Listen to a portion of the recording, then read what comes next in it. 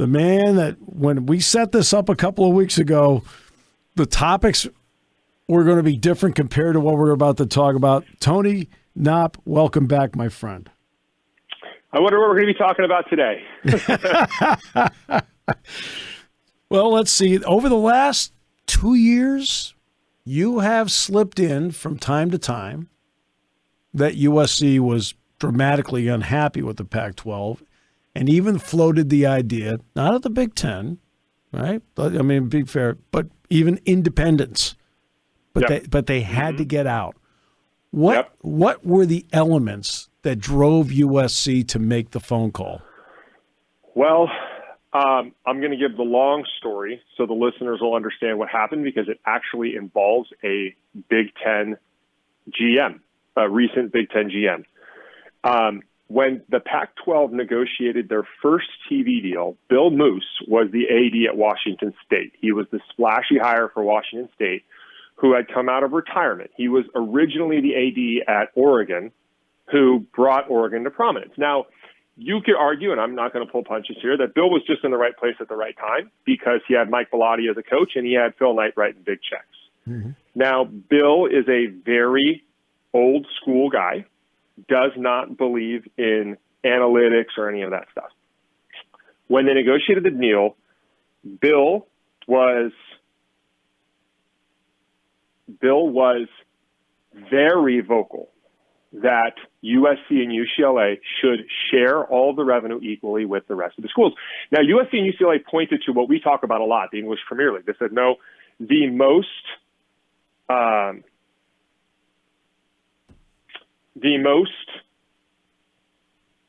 most common example pointed to is that where the top 5 clubs get a lion's share of the revenue, because the belief was the healthier they are, the better they do, the more money there will be for everybody else. And I will slip in that this has been the Texas deal with the Big 12 for a long time. So we'll go from there.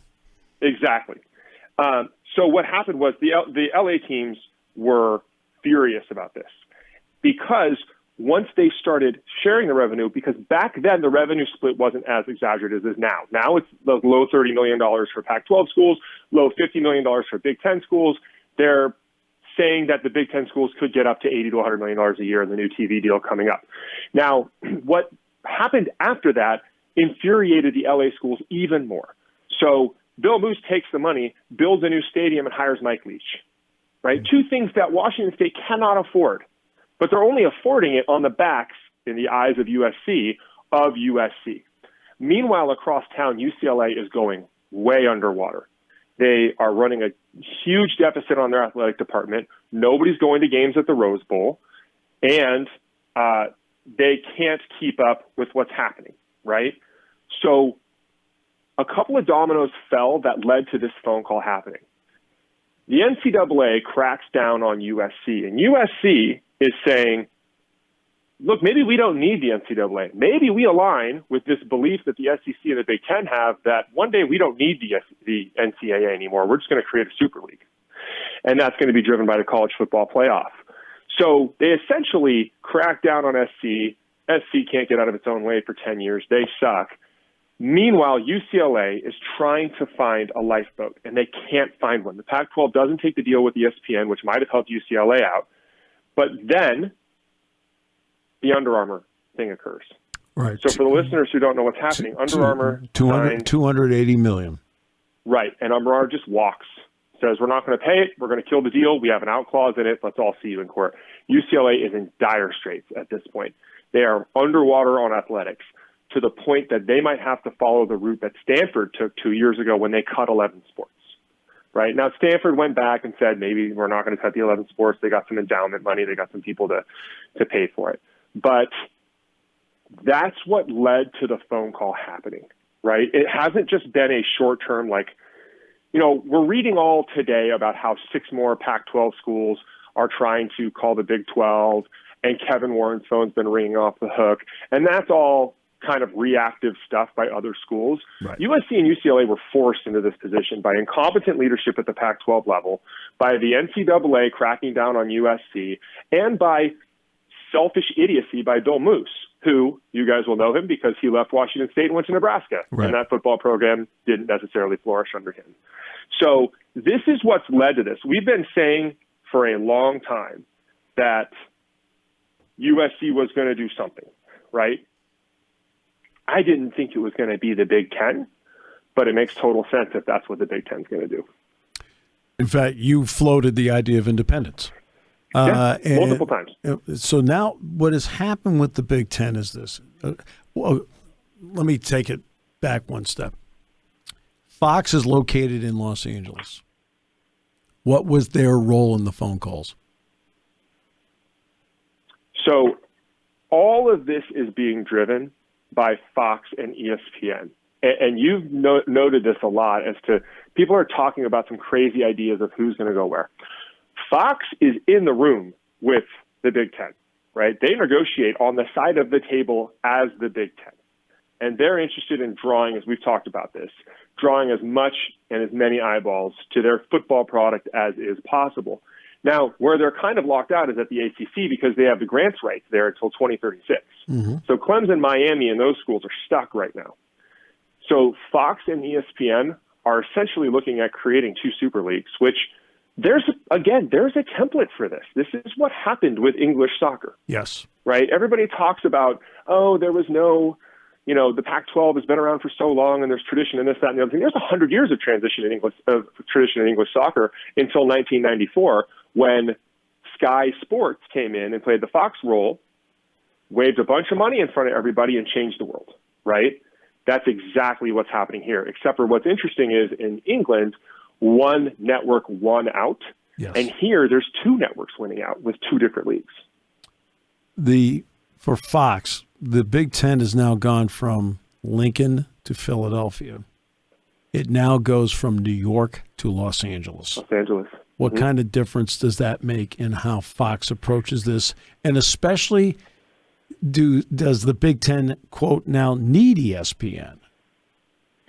Well, the question is subs, right? If you look at what's happening with subscriber media, people are losing subs all over the place except for live sports. Yes. Right? This is the exact argument we just made about USC and UCLA with Washington State, right? Fox is looking at this and saying, USC and UCLA, the Big Ten, are the ones driving revenue for us. They are the ones keeping subs for ESPN and ABC on the SEC side, and they're the ones keeping subs for Fox on the Big Ten side. So it just turns out that you had these assets that were horribly undervalued, right?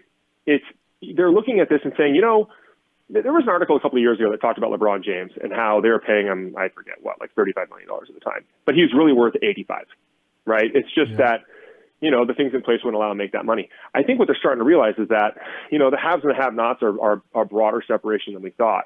And you need to have a setup where the haves and the have-nots share revenue, but it's very clear that the haves aren't floating the have-nots to the point where Bill Moos is hiring Mike Leach for $8 million a year and building a stadium in a place where they can't afford it, right? And that's what's happened in English soccer. I keep pointing to English soccer because I think that's the most similar parallel to what's happened here when it comes to TV money and the like. And what happened there is you have a breakaway league, which is essentially what the SEC and the Big Ten are going to be. And that breakaway league is making all of the money. And then you have leagues below it that there's a door open for them.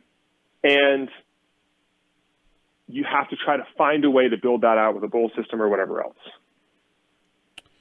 What has been the reaction in your neck of the woods in Los Angeles to this happening?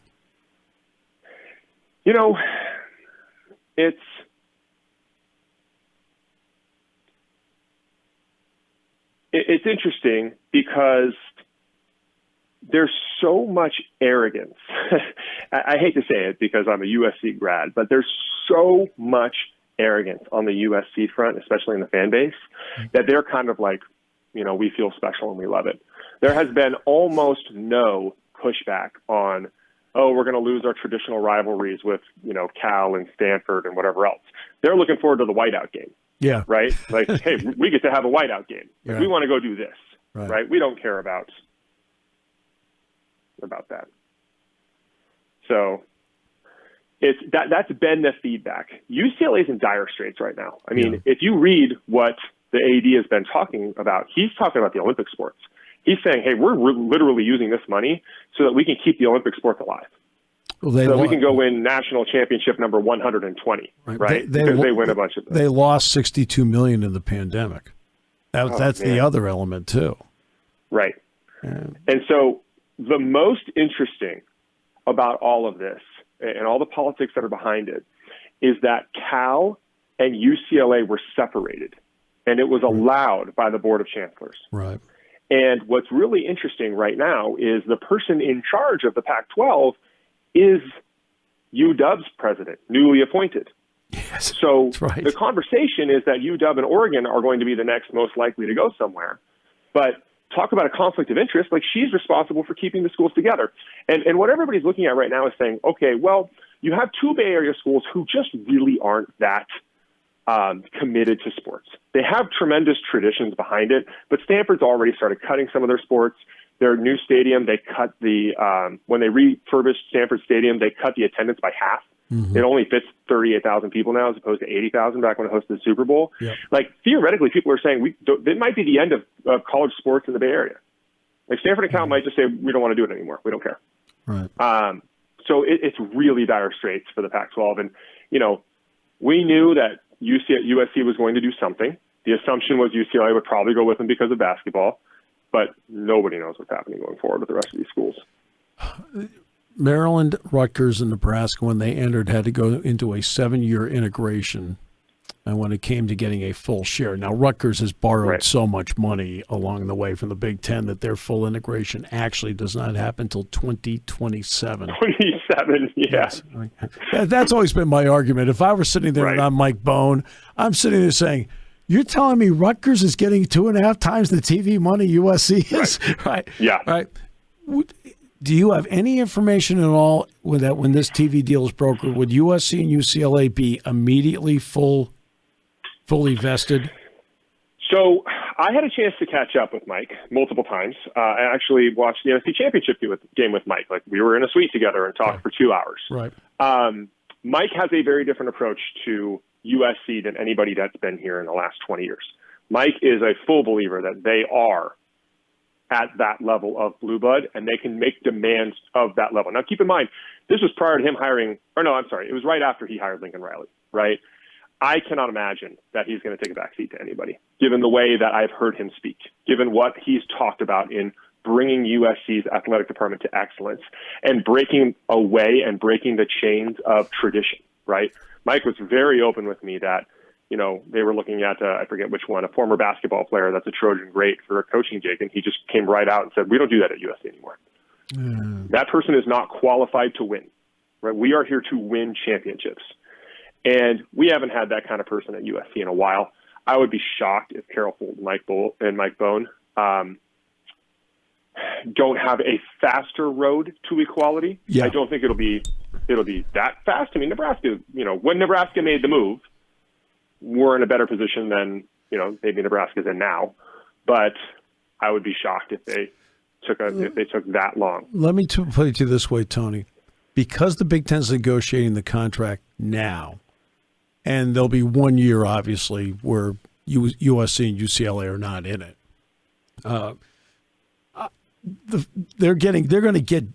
Everybody's going to get gigantic slices of pie from the addition because they're there. To me, that is justification for them being a full partner right away. That's me. Yeah, I think so. I think where the leverage is, you would have to assume that USC is not stupid, and they probably did talk to the SEC. Right? There's no way this was a singular negotiating point. Right? I don't believe that that's something that they would do. Now, that said, USC is not in the strongest spot, right? I mean, you're in a situation where you're making $31, $32 million a year. You have to stick around. And the Pac-12 is going to try to negotiate their TV deal now. I feel so bad for George Kliavkoff. I mean, talk talk about, I mean, there's going to be case studies written about how incompetent Larry Scott was. Yes. And I think the only thing that's more incompetent, as you pointed out correctly, is the grants rights with the ACC. Yes. I think if you are Miami, Clemson, and those teams right now, you are terrified of the future. Yep. And, you know, we've been reading a lot of legal briefs on that grants rights, and there's no way out of it. People have been looking for a way to break it. I've read, just like you, I've read a lot about it, and in reading it, it's almost ironclad. And there's no way out. So what of the Rose Bowl now? Now, I'm going to start with this. I think the Rose Bowl is a great site for the Big Ten championship game. I'll start with that part. Absolutely. With that part of it. And I think it brings a level of excitement by going there. With all due respect to Indianapolis, which is great at holding championships. I love that town. Yeah. Indeed. Great town. Great town, so well set up. I mean, everything. But I see the Rose Bowl in that spot. Now, what about the Rose Bowl game itself? Because, boy, you know how I feel about it. I mean, two of the greatest experiences of my life have been sitting in a booth and broadcasting a game there and looking around saying, I can't believe I'm here. So there are theories on this from people who know.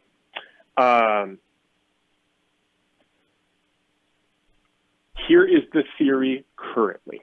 The theory is that they are working toward an end game, which is different than what we will see in the short run. And that end game is actually a Big Ten playoff.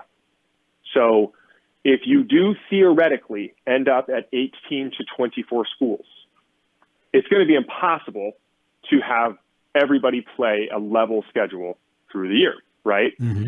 The theory is that the big dollars are in a couple of non-conference games early in the season, you know, crossover games. Mm-hmm. Then you have a shortened schedule in conference with multiple divisions, and you actually have 4 teams make a Big Ten playoff. And then there's a Big Ten championship game. That's one of the paths that they're looking at. The other path they're looking at is, since there's going to be the expanded playoff, there's going to be a rotating Big Ten championship game, and the hope is that the extended playoff will roll into the Rose Bowl as often as possible. Okay. That's what I've been told. Okay. I have to ask you about Apple. Apple got in, and this is going to connect to the Big Ten. Yep. Apple put together its long-term deal, 10 years with MLS.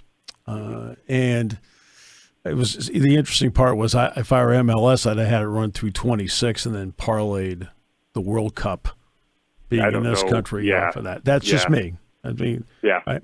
But Apple now suddenly wants to rejoin the fray on the Big Ten. What can a bidding war of Amazon and Apple mean to rights for the Big Ten based on what has just happened?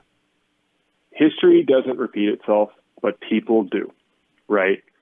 In 1994, there were 2 major players bidding on English Premier League rights. Now, I know everybody's rolling their eyes and saying, stop talking about the Premier League, but I'm going to talk about the Premier League because I think that's what matters here with Apple, right? But the two of them are parallels. You have to bring it up. Yeah. So the 2 bidders at the time, they were so afraid of having TV rights that for the first 3 years of the Premier League, they wouldn't show the first half of the games, right? Because they were afraid that it was going to eat away ticket and concession dollars. But what was interesting about it is one of the bidders was a satellite company, which didn't have anywhere near the coverage that B-Sky B did, which at the time was just Sky Sports. They didn't turn into B-Sky B until a few years later. But they saw the opportunity of where this was going to be in 3 to 5 years, and therefore they bid the number up so much higher than the 5 clubs ever believed it was going to be. I don't know the exact number. I think they were expecting 200 million pounds. It ended up at 450 million pounds, right? Apple is smart. Apple has more money than any company in the world. Apple is looking at playing the long game here, as proven by them doing a 10-year deal with the MLS. Apple going into a bidding war on this with Amazon, creating essentially a whole new category on top of what Fox and ESPN are doing, who knows what the number is, right? Like sometimes we see these numbers and we think $400 million for, college football, or $400 million for, British soccer rights is absurd. And now you look at what the number is, you say, hey, that was a bargain. It's the same thing everybody says when Instagram got bought by $1 billion. Everybody thought, that's a bounty. It was a bargain. Same thing when Google bought YouTube, right? There's precedence for a lot of these things. where people are looking at what that kind of content delivery and consumption is going to be in 5 to 7 years. And we just talked about how perhaps the rights to a Penn State, Michigan, Ohio State, USC were just so dramatically undervalued that somebody who sees that has a massive competitive advantage and they're okay to overpay. Like Steve Ballmer paying $2 billion for the Clippers. We all thought he was insane at the time. Yes. Now you look at the pricing, and that's about where it is. Oh, right? Exactly. So I mean, the Broncos are 4.6. 4.6, right? Chelsea's $5 billion, and that wasn't the biggest bid. Yep. So I just think that Apple getting involved in this creates the biggest boogeyman there is for Amazon and everybody else in the space, because Apple has the money, the hardware, the software, and the distribution goals to put games on your phone, right? And to own it themselves, which has always been their goal. You know, all the way back to when Jobs and Wozniak started the company, their belief was tight integration vertically from soup to nuts. And if they believe that they can tightly integrate Big Ten football all the way down to your Apple device at any time, they're going to do it. And they're going to pay a lot of money to do that too. So, I mean, if I was the Big 12 or the ACC, I'm not an underspoken person. I have no idea what they do next. I have no idea. No, I mean, Kevin Warren, Jim Delaney, these guys, I mean, it's incredible the job they did. They lapped Larry Scott. One last question. Over the years, television rights, any kind of media rights, have been based around markets. Right. And that goes for streaming too, because, guess where people live? Markets. But what has, in essentially branding and brand power, meant on top of markets and moves that we are seeing? You know what's interesting about college football is it does kind of run against the theory that we hear all the time on the media side with like NBA basketball, right? If you look at football in general, like Green Bay is a national draw, but the argument is constantly in baseball and basketball that the small markets can't compete. So there's this reality that eyeballs and consumer spend are at such a granular local level that the brands are interested in those as they're combined together. So for college sports, for example, there's a company called Learfield. And what Learfield does, this is just for the listeners, I know you're aware of Learfield. What Learfield has done is they've said, look, having all of these universities out there trying to sell their own rights and their own sponsorships is a little bit foolish, because if I'm like Nissan, I don't want to say, hey, I want to leverage college football, so I'm going to go call 106 different universities and negotiate 106 different sponsorships. So Learfield sends out their team to all of these local teams.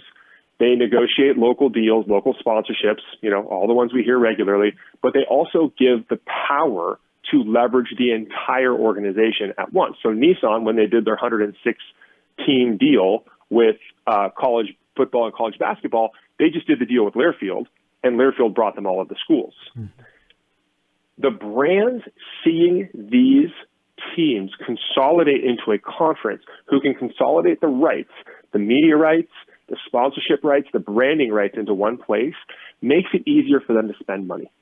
It makes it easier for them to leverage it. It makes it easier for what we talked about, and it's a great segue because it's what we talked about at the beginning of the call, right? If USC and Washington State came to an agreement where they said, look, we are interested in the success of Washington State, the same way Arsenal is interested in the success of Nottingham Forest. Right.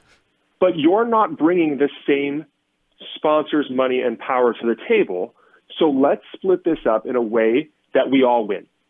That if I get $75 million, you get $30 million as opposed to none, right? And so that's the power of the branding in this and how businesses look at it, because there's always going to be the local, auto parts shop or construction company or law firm who's going to say, look, I mean, I'm an Alabama grad. I love Alabama. I'm going to sponsor with Alabama. I'm going to sponsor all the local shows. Like, I am a local brand, and this is what I'm doing.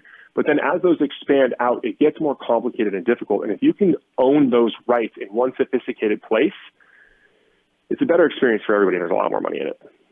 You're the best. We will talk again soon because there's a lot more to talk about with all this and other areas too. And we get to see each other in person a lot more. A lot more, my friend. This a lot is more. great news. Yeah, it's great. It's one of the first things I said to somebody. I said, I get to see Tony more out of this. This is great. Yeah. I texted our buddy Dave. I said, hey, I'm reserving my whiteout tickets right now, partner. Those are mine. Perfect. Perfect. You're in. I love it. Tony, thanks so much. Appreciate you so much. We will talk shortly. Okay, we'll talk soon.